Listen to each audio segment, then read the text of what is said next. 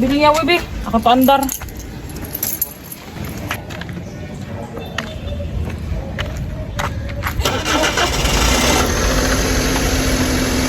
So, what's up mga par? Pupunta kami sa Tabunok. Mamimili kami ng prutas para sa New Year. Come on!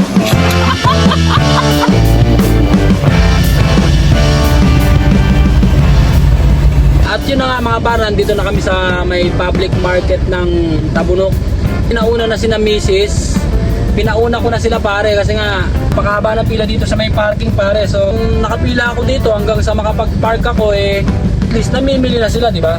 Nakaparking na tayo ng maayos. So hintayin ko na lang yung tawag ni Mrs. para puntahan ko na sila. So may minivan din sa likod, yun, ang ganda rin ng minivan sa likod. Mananawa ka ng minivan dito sa Cebu pare, ang dami. Napakaganda ng mga minivan nila dito. Kita-kitsa lang tayo mamaya pag tinawagan na ako ni Mrs. Apart, tinawagan na tayo ni Mrs. Pupunta na natin sa baba.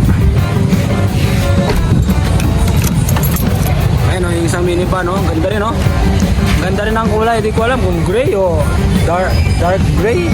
Pero maganda siya pare. Let's go, punta natin si Mrs. Inan ko muna, ako lalak ko. Lalak. Alright, let's go!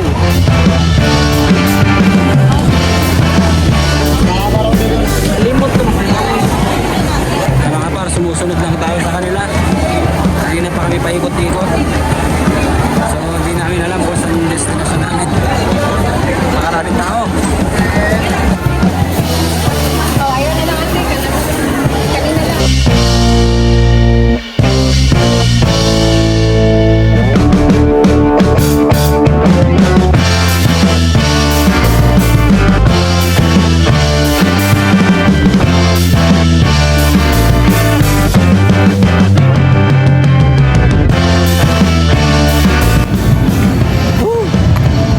Putik, nakakapagod mga par. Ayun, bitbit ko, ang dami. Yeah. Woo! Nakakapagod mga par. Na misis, nagpunta pa doon sa may tindahan, may binili pa sila. Bigat ng mga dala ko. Kaya dinala ko na muna dito sa sasakyan pare at magme-merienda muna tayo kasama cake. Nakita ko doon kanina, mukhang masarap.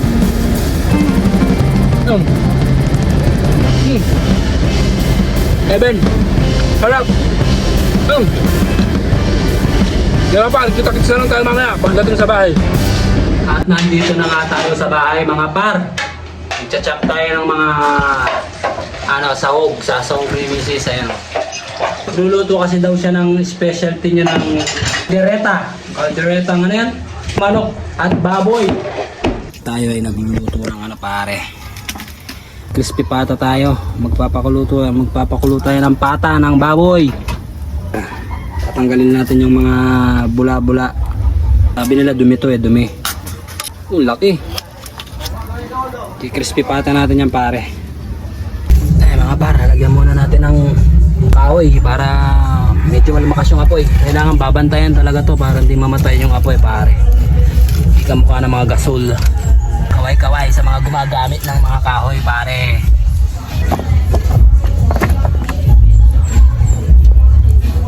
At ito naman yung lulutuin ni Mrs. Ayan ano to baboy? Giraffe nga yan. Giraffe. Ikaw, yan mong noun, giraffe. Ano yung mga in-slice ko, lahat niyan ako Ang nag-slice. garlic lang yung in-slice mo siya nga. Ako nag-slice ng ng mga Uy, ako nag-slice patatas. ng pangit. Napakabait ko talagang asawa. Pagay sa vlog. Pangalawang Pasko na nga pala ng baby namin na to. New Year na baby na? Paghay. Paghay.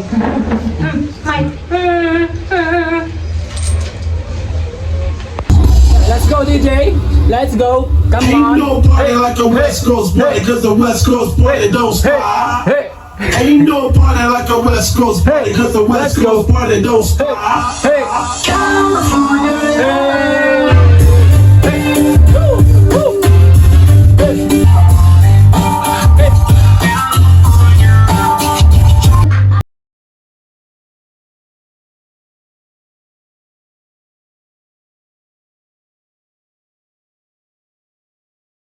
candy para mamayang gabi.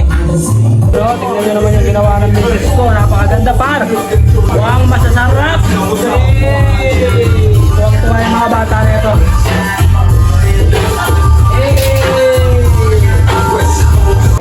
Tapos na yung ano mga. Tingnan nga natin. Pag hindi mo, paglunod, pag hindi na gulay. Wow, mukhang masarap. Wala pang gulay mga par, pero mukha nang masarap oh.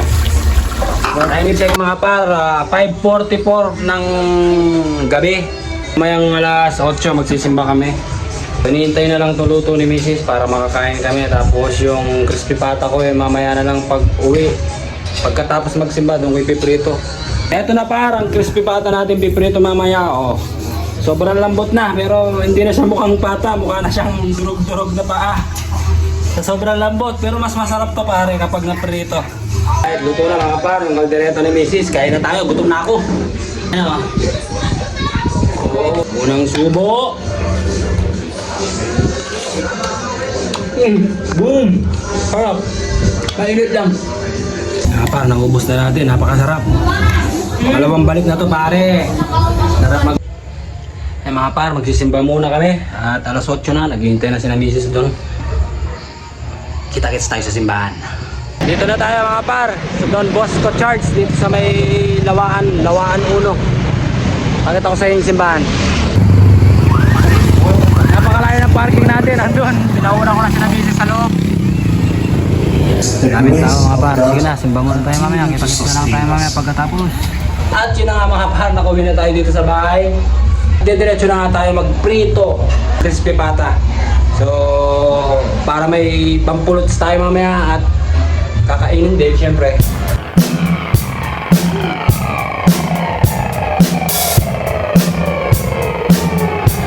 So ito na par, mainit na to. Pwede na natin ilublob tong crispy pata natin. Let's go! Umusok-usok na.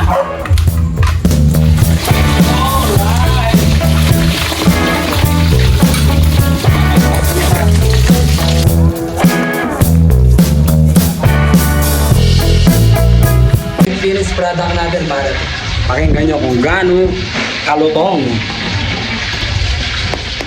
Yun o. Yun o. Time check mga pare, 11:05 bago mag 2025 mga pare. So Happy New Year mga par! Ang taong 2024 ay nagbigay sa amin ng napakaraming hamon at napakaraming pagsubok sa amin ng asawa ko. Ganon pa man ay nagpapasalamat ako ng marami sa Panginoon dahil lahat ng yun ay nalampasan namin na magkakasama. Ngayon, mas malakas na ang loob kong harapin ang bagong taon dahil sa mga bitbit kong aral nung nakaraang taon. Kaya sabay-sabay nating harapin ng positibo ang taong 2025 mga par.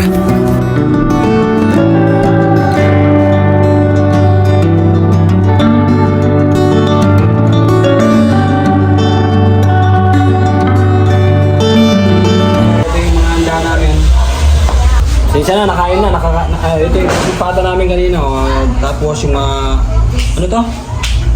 Ano pa kasi nito? Kaldereta, inihaw na isda, tapos sipon, pritong baboy, cake, tsaka yan, yung mga prutas, mga par. Masarap!